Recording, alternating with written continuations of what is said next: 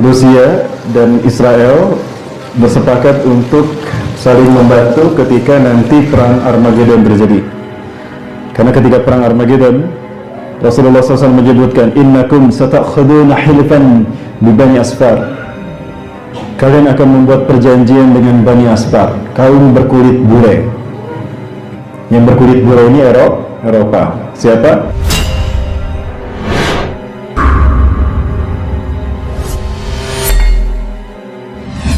Titik tolak kebangkitan Islam nanti adalah Timur Tengah dan Asia, dan Asia itu adalah Indonesia. Timur Tengah dua, Syam dan Khurasan. Syam, Palestina, Suriah; Khurasan, Afghanistan. Sekarang sudah mulai kuat. Ya, Amerika sudah mulai hengkang dari Afghanistan. Artinya Taliban berkuasa penuh kembali atasnya. Panji hitam sudah berkibar di Khurasan. Dan itu syarat pasukan Imam Mahdi intinya sudah ada. Tinggal menunggu kedatangan Imam Mahdi musim haji. Dan Israel bersepakat untuk saling membantu ketika nanti perang Armageddon terjadi. Karena ketika perang Armageddon, Rasulullah SAW menyebutkan, innakum satakhuduna hilfan bi Bani Asfar. Kalian akan membuat perjanjian dengan Bani Asfar, kaum berkulit bule. Yang berkulit bule ini Eropa. Siapa? Rasul menyebutnya dalam hadis lain Romawi. Bapak Ibu, siapakah Romawi? Romawi, Yunani, Armenia, Balkan itu keturunan yang sama. Nabi Ismail punya anak perempuan. Beliau punya putra 12, punya anak 12. Salah satunya perempuan. Menikah dengan Al-Ais, anak pertama Nabi Ishak. Kalau dari Nabi Ismail ke bawah, murni, itu dari bangsa Arab, hanya satu Nabi Muhammad. Ketika putrinya dinikahkan, kalau Nabi Ishak itu dari Nabi Yakub, Bani Israel semua, Yahudi, ya, bangsa Semit. Kemudian, putrinya Nabi Ismail, ya, Mas'amah, bukan Mas'amah, Nasa'amah, bagus loh namanya, Maslamah ini menikah dengan Al-Ais, anaknya Nabi Ishak yang pertama. Nah, dari Al-Is pernikahan dengan Maslamah inilah lahir Rum, Arman, dan Yunan. Rum menjadi Romawi, Yunan menjadi Yunani, Arman menjadi Armenia, Yugoslavia dan Rusia, Cina dan Khazaria, plus Mongolia yang sekarang menguasai Cina. Nah, Rasulullah menyebutkan pernikahan ini terjadi mengaitkan antara bangsa Arab bersatu dengan Bani Rum. Nah, Rasulullah menyebutkan di akhir zaman, di perang Armageddon, kalian akan bersekutu dengan Bani Asfar, bangsa yang berkulit bule. Tuqatiluna aduwwan min waraikum, memerangi musuh di belakang kalian. Musuh di belakang kalian ini siapa? Yang menjadi musuh Bani Rum saat itu. Kalau bukan Rusia, Cina; kalau bukan Cina, Israel; kalau bukan Israel, Iran. 4. Rusia, Cina, Israel, Iran. Ini akan diperangi ketika Arab bersekutu dengan kaum muslimin. Lupakah kita?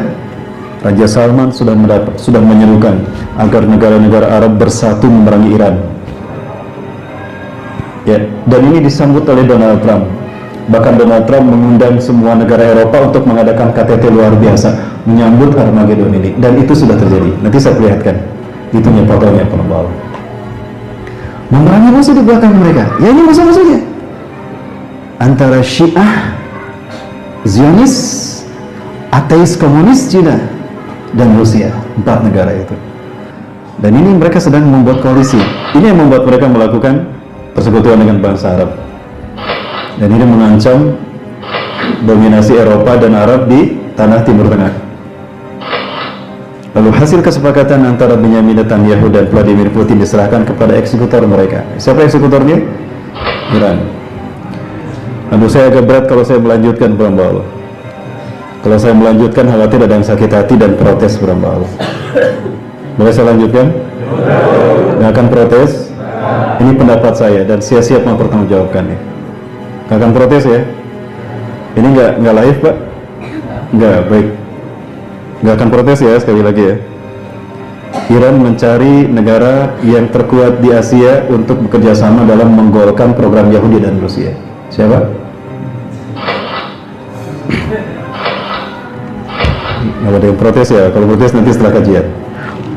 Saya bisa mempertanggungjawabkan ya, terbukti ya Mas. Nah ini semua nanti pada akhirnya akan memicu terjadinya perang antara blok barat dan blok timur. Inggris segera mengirimkan 2 armada pasukan terbesarnya dengan 2 kapal induknya di Laut Cina Selatan. Sekarang sudah ada Inggris tuh. Ini memicu perang dunia kedua. Amerika dan Rusia sekarang sudah mulai memanas. Silih tembal antara Vladimir Putin dan Donald Trump. Ya, perang bawah. Ini yang disebut dengan huru hara akhir zaman, dan saya khawatir ini adalah Armageddon, Bapak Ibu. Jadi, ya, ini sesuatu yang membuat hati kita sakit kepada Allah.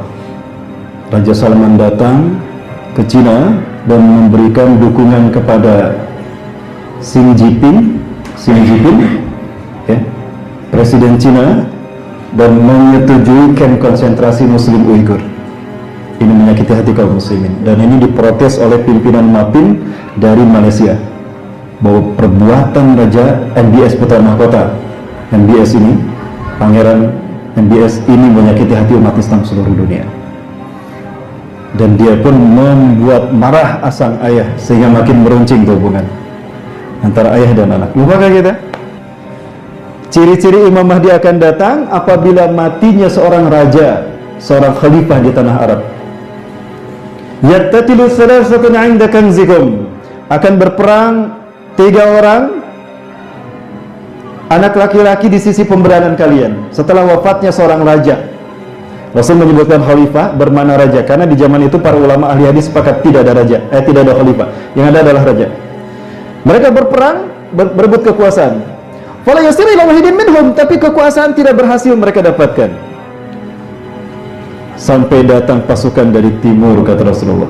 Rasulullah berdiri di Madinah.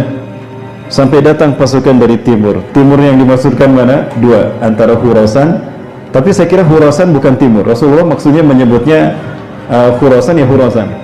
Timur ini ada kemungkinan adalah Indonesia. Insya Allah ya Pak, Indonesia. Insya Allah. Makanya nanti kita akan diuji oleh Allah kesungguhan kita untuk menjadi negara pemimpin kebangkitan Islam, karena tinggal Indonesia yang belum dipilih Allah ya para Allah. Silakan lihat dalam sejarah, tinggal Indonesia dari negara Islam yang belum Allah pilih untuk memimpin kebangkitan Islam, dan ini dikatakan oleh para pemimpin Timur Tengah.